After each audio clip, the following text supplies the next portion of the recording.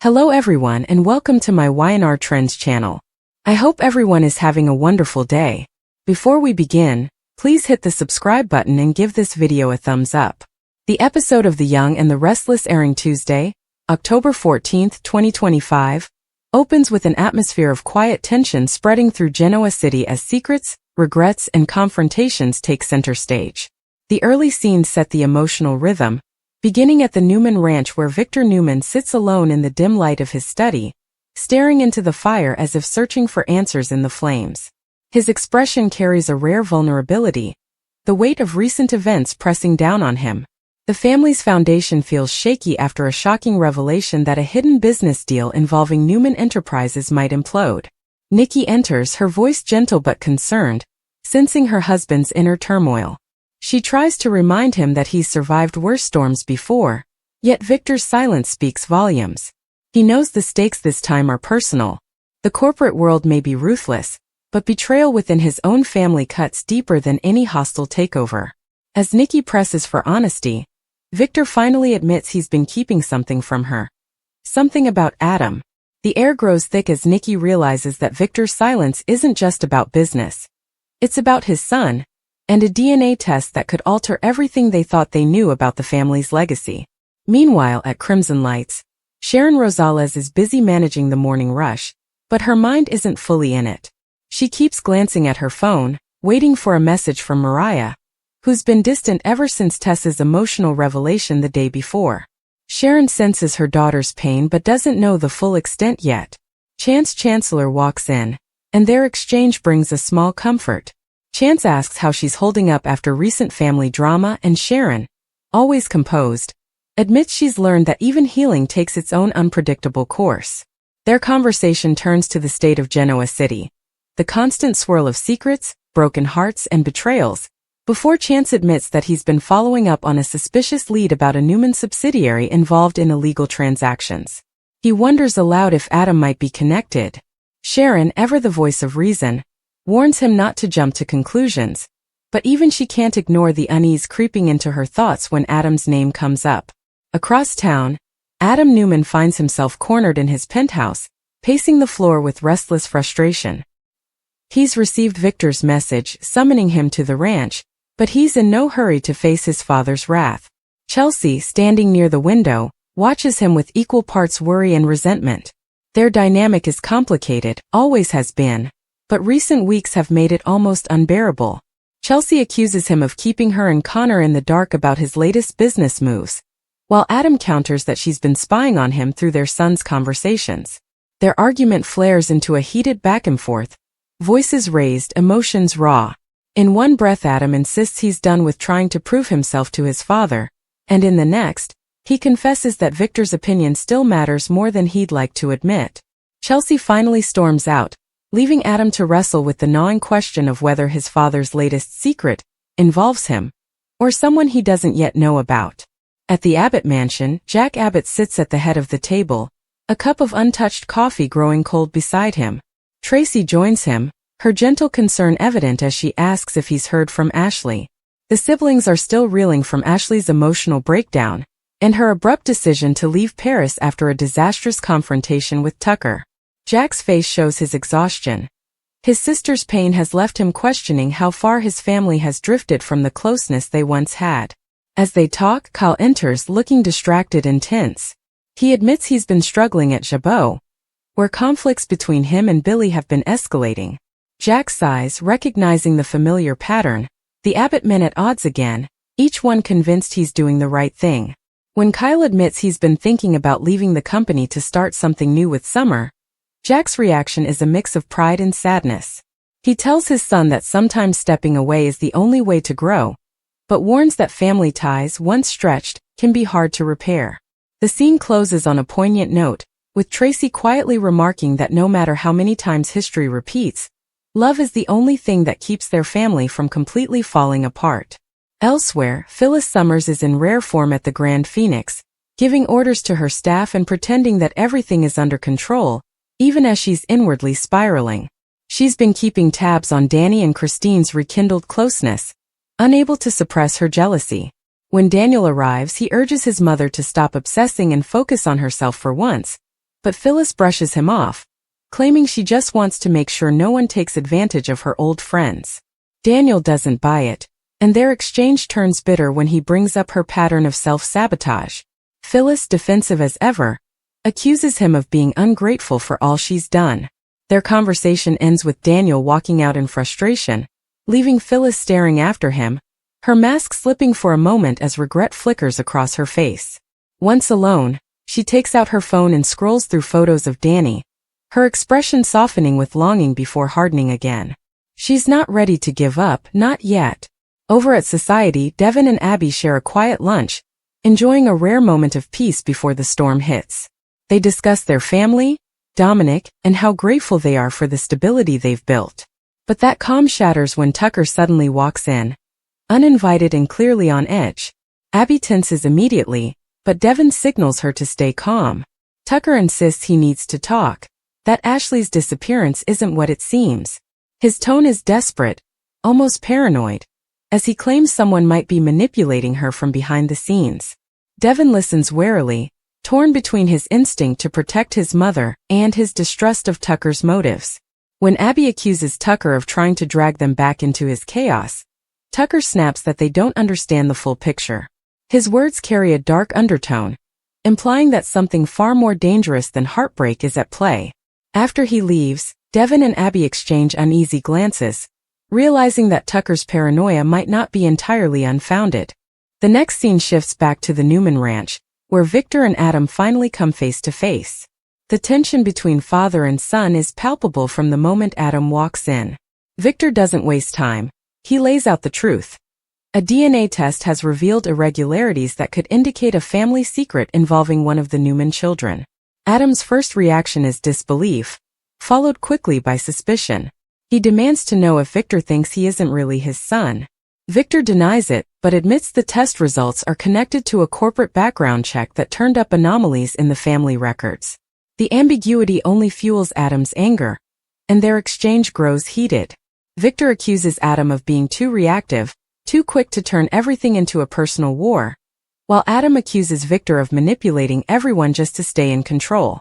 Nikki intervenes before the argument escalates further, her calm voice trying to restore reason. But the damage is done.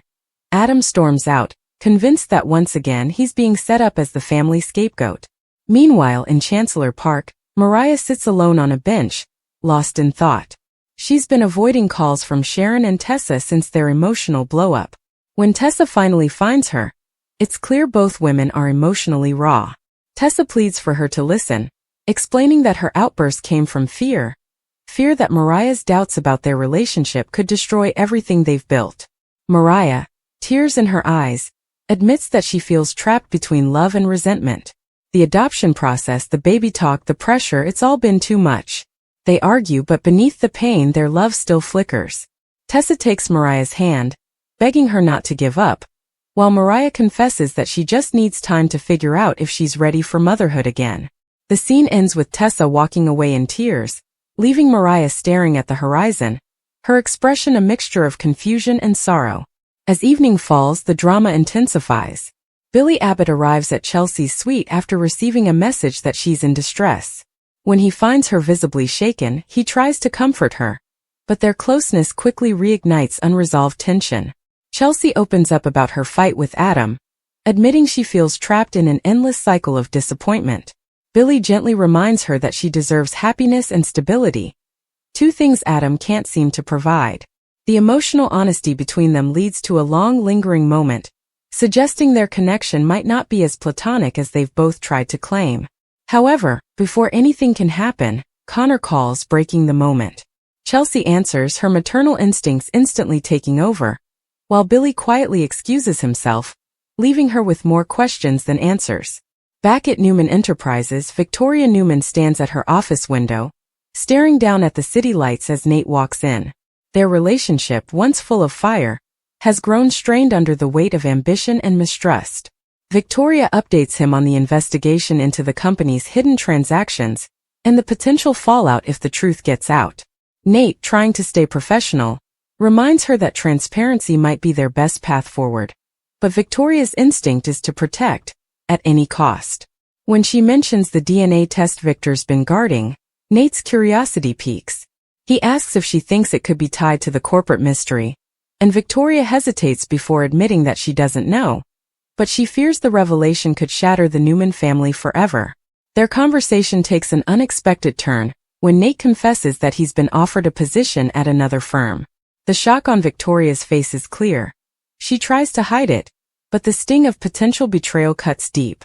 She tells him that if he walks away now, he'll be proving everyone right, that he's only ever been out for himself.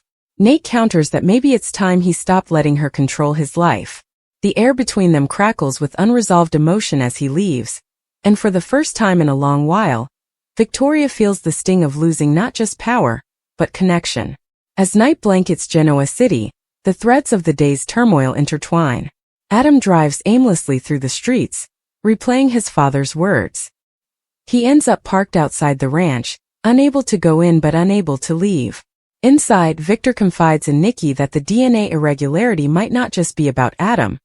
There's a chance it involves someone else entirely, possibly one of their grandchildren. Nikki gasps, realizing how explosive that information could be. Across town, Jack receives a late-night call that shakes him to his core. It's Ashley, her voice trembling as she says she's in trouble and doesn't know who to trust. Tucker, meanwhile, sits alone in his suite, pouring himself another drink, muttering that they won't win this time. And at the Grand Phoenix, Phyllis looks out over the city, a glint of determination in her eyes as she whispers that no one, not Christine, not Danny, not even fate, will outsmart her this time. The episode closes with a dramatic montage, Adam stepping out of his car and staring toward the ranch, Victor and Nikki bracing for a revelation that could alter the Newman bloodline forever, Jack racing out of the Abbott mansion with worry etched on his face, and Mariah standing on the footbridge under the moonlight, clutching her phone, torn between calling Tessa or letting go. The orchestral score swells as each character faces their own emotional crossroads. In classic Young and the Restless fashion, Tuesday's episode leaves fans on edge, filled with questions, heartbreak, and the promise that tomorrow's secrets will be even more explosive than today's. The soft, ambient light of a Genoa City dawn does little to soothe the frantic energy coursing through the penthouse, where Victoria Newman, still clad in the elegant but now rumpled attire from the previous night's corporate gala, paces the length of the Italian marble floor with the restless precision of a caged tigress, her phone pressed to her ear as she listens to the latest update from her head of security, her knuckles white around the device, her mind racing through 1,000 terrible scenarios, each more devastating than the last. The object of her terror, her daughter Katie, is thankfully asleep in her room, unaware of the seismic shift that has occurred in her family's life, a shift that began hours earlier when Claire Grace, in a moment of shocking confrontation, was forcibly removed from the very same penthouse after a damning piece of evidence. A forged document linking her to a secret offshore account was uncovered by a suspicious Nick Newman, who had been quietly digging into her past despite Victoria's vehement protests. Downstairs in the lobby, the night shift security guard, a man named Frank who has seen his share of Newman family drama, sips his lukewarm coffee and watches the monitors with a practiced boredom, completely unaware that the quiet of the pre-morning is about to be shattered. The tension in the penthouse is so thick it feels like a physical presence, a heavy blanket smothering all attempts at rational thought, and Victoria finally ends the call, letting her hand fall to her side as she turns to face her brother, her expression a maelstrom of fear, anger, and a stubborn, unyielding faith. "They've taken her to a holding facility on the outskirts of the city," she says, her voice husky from lack of sleep and the strain of shouted arguments, "but they haven't formally charged her yet, Nick, which means we still have time to prove this is a setup, that someone is framing her because they see how happy she makes me, how she's finally found a place in this family." Nick, leaning against the granite kitchen island with his arms crossed, lets out a long weary sigh, the kind that carries the weight of decades of Newman family betrayals and convoluted schemes, and he shakes his head slowly, his concern for his sister warring with his own deeply ingrained instincts for self-preservation.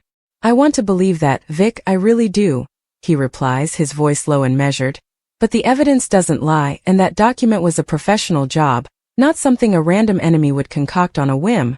This was planned, it was calculated, and it points directly to her having a hidden agenda from the very beginning, from the moment she showed up in Genoa City with that story about being a long-lost cousin." He pushes off the island and takes a step toward her, his gaze intent, pleading for her to see reason.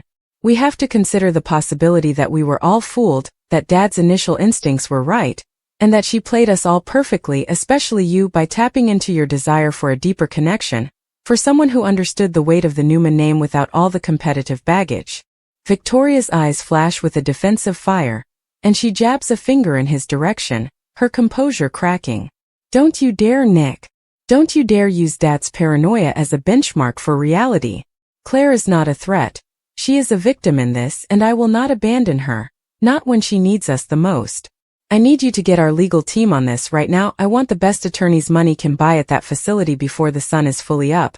And I want you to find out who is behind this, because I promise you when I find out they will regret ever targeting my family.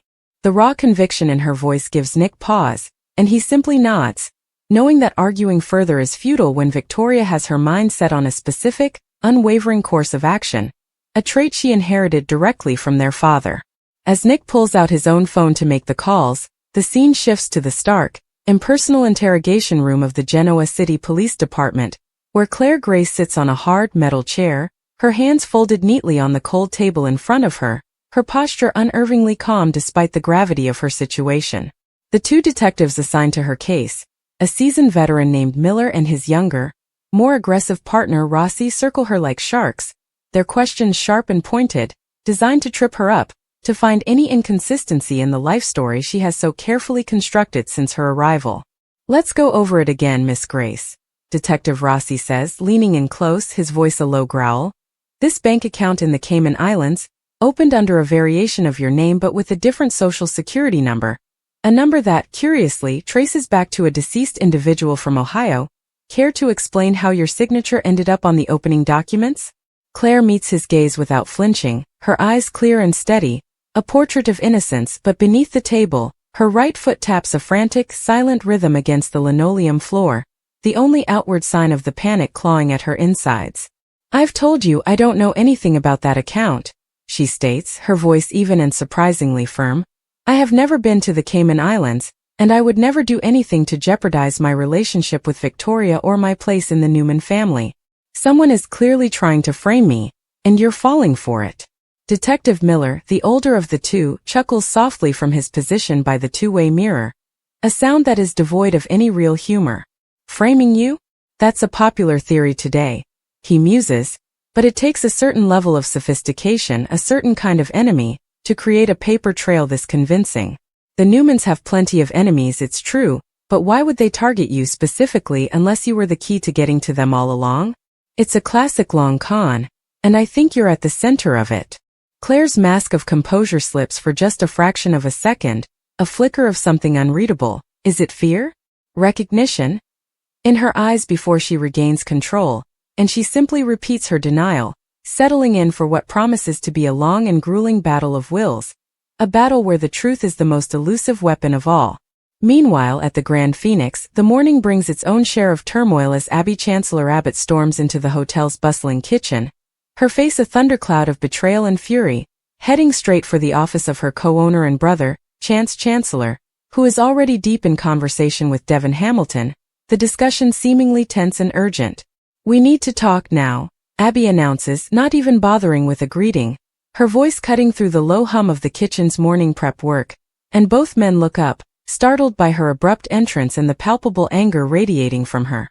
Chance, ever the calm and pragmatic former police chief, holds up a hand to Devin, signaling a pause in their discussion, and turns his full attention to his sister. Abby, what's going on? You look like you're about to spontaneously combust, he says, his tone a mixture of concern and wariness, knowing all too well that Abby in a rage is a force of nature that requires careful handling. It's about your wife. Abby spits the word out as if it's a poison on her tongue, her gaze locked on Devin, or should I say my former friend. I just got off the phone with the event coordinator for the Children's Hospital benefit, and she informed me that Summer, in her infinite wisdom, has decided to pull Newman Lock's substantial sponsorship from the event, effectively leaving us with a massive budget shortfall and forcing us to either cancel or scale back to a pathetic, insignificant gathering that won't raise half the funds we need. The news lands in the room with the force of a physical blow, and Devin's face darkens immediately, His own professional and personal loyalties suddenly thrown into a stark and uncomfortable conflict. What? Summer wouldn't do that without a compelling reason, Devon states, though there is a hint of doubt in his voice, a recognition of the cutthroat business tactics that have become Summer's trademark since she fully embraced her role as COO of the corporate behemoth. She knows how important this event is to you, to the city. Abby lets out a bitter, humorless laugh, crossing her arms over her chest.